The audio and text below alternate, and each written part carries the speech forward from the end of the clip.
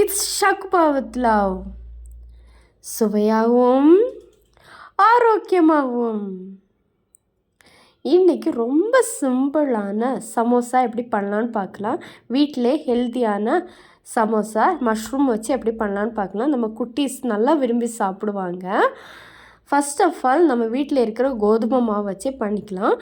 கோதுமை மாவு கொஞ்சமாக எடுத்து நம்ம தேவையான அளவு எடுத்துக்கிட்டு அது கூட கொஞ்சமாக சால்ட் ஆட் பண்ணிக்கலாம். சால்ட்டு தேவையான அளவு ஆட் பண்ணிக்கிட்டு கூட ஹாட் வாட்டர் யூஸ் பண்ணிக்கலாம். ஹாட் வாட்டர் வச்சு மாவு பிசைஞ்சிக்கலாம். ஏன்னா அந்த ஹாட் வாட்டர்னால அந்த சூடுலேயே மாவு வந்து இன்னும் சாஃப்டாக நம்மளுக்கு கிடச்சிரும். ஸோ சாஃப்டாக இருக்கும்போது நம்ம எந்த மாதிரி பிசைகிறோமோ அதுவும் இன்னும் சாஃப்டாக நம்மளுக்கு சப்பாத்தி மாவு மாதிரி பிசைஞ்சு நல்லா கிடச்சிரும்.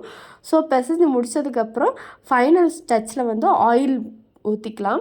ஆயில் ஊற்றி ஸ்ப்ரெட் பண்ணிவிட்டு அதையும் நல்லா ஸ்மாஷ் பண்ணிவிட்டு அதுக்கப்புறம் இதை வந்து 30 மினிட்ஸ் ரெஸ்ட்டில் வச்சுக்கலாம். க்ளோஸ் பண்ணிடலாம். இப்போது நம்ம ஸ்டஃபிங்ஸ் ரெடி பண்ணலாம். 2 வெங்காயம்ஸ் நான் எடுத்துருக்கிறேன்.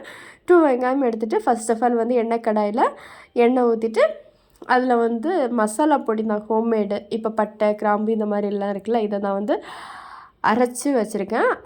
அதை ஃபஸ்ட்டு நம்ம போட்டோன்னா அந்த ஸ்மெல் நல்லாயிருக்கும். பட்டை ஸ்மெல்லே நல்லாயிருக்கும். கடித்து சாப்பிட விருப்பம் இல்லாதவங்க இந்த மாதிரி சாப்பிட்டுக்கலாம். அடுத்து மஷ்ரூம் போட்டிருக்கேன். மஷ்ரூம் போட்டு முடிச்சுட்டு க்ரீன் சில்லியை குட்டி குட்டியாக கட் பண்ணி அதுவும் போட்டிருக்கேன். கண்ணு தெரியாத மாதிரி கட் பண்ணி போட்டுருணும். அது ஜஸ்ட்டு டேஸ்ட்டுக்காக தான். அடுத்து ஃபைனலாக ஒரே ஒரு வெங்காயம், அதுக்கப்புறம் சால்ட்டு, அதுக்கப்புறம் கொஞ்சம் மசாலாஸ் கொஞ்சம் ஆட் பண்ணிக்கலாம். ஜீரகப்பொடி, சில்லி பவுடர், பெருஞ்சீரகப்பொடி, அப்புறமா வந்து கறி masala, coriander powder, turmeric powder, இந்த மாதிரி கொஞ்சம் மசாலாஸ் ஆட் பண்ணிவிட்டு நல்லா பிரட்டி எடுத்துக்கலாம். இப்போ அந்த ஃபைனல் ஸ்டேஜ் வரும்போது கொத்தமல்லி தழை கட் பண்ணிவிட்டு குட்டி குட்டியாக கட் பண்ணிவிட்டு அதை நல்லா ஸ்மாஷ் பண்ணிவிட்டு நீங்கள் எடுத்து வச்சுக்கலாம். இப்போ இந்த ஸ்டஃபிங்ஸ் ரெடி ஆகிடுச்சு. இப்போ இந்த ஸ்டேஜில் நம்ம இந்த சப்பாத்தி மாவு ஆல்ரெடி உருட்டி வச்சுருக்கோம்ல, அதை எடுத்துகிட்டு நம்ம சப்பாத்தி மாதிரியே நல்லா ஸ்கொயர் ஷேப் எடுத்துகிட்டு அதை வந்து 4ஆக கட் பண்ணிக்கிட்டு அதை வந்து ஃபோல்டு பண்ணிக்கலாம். நம்மளுக்கு எந்த ஷேப் வேணுமோ ஃபோல்டு பண்ணிக்கலாம்.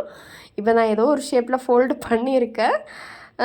இதை வந்து நம்ம எண்ணெயில் போட்டுக்கலாம். எண்ணெயில் போட்டு இப்போ பொரிஞ்சு நல்ல மொறுமொறுப்பாக நல்லா வந்துடும். ஸோ நம்ம ஈவினிங் ஸ்நாக்ஸ் ரெடி ஆகிடுச்சுது. இப்போ சர்வ் பண்ணுறதுக்கு இன்னொரு பிளேட்டில் சர்வ் பண்ணிக்கலாம். இது நம்மளுக்கு வந்து ஈவினிங் டைம் டீ காஃபி கூட குடிக்கிறதுக்கு செம்ம டேஸ்ட்டாக இருக்கும். தேங்க்ஸ் ஃபார் வாட்சிங். Tata, bye bye.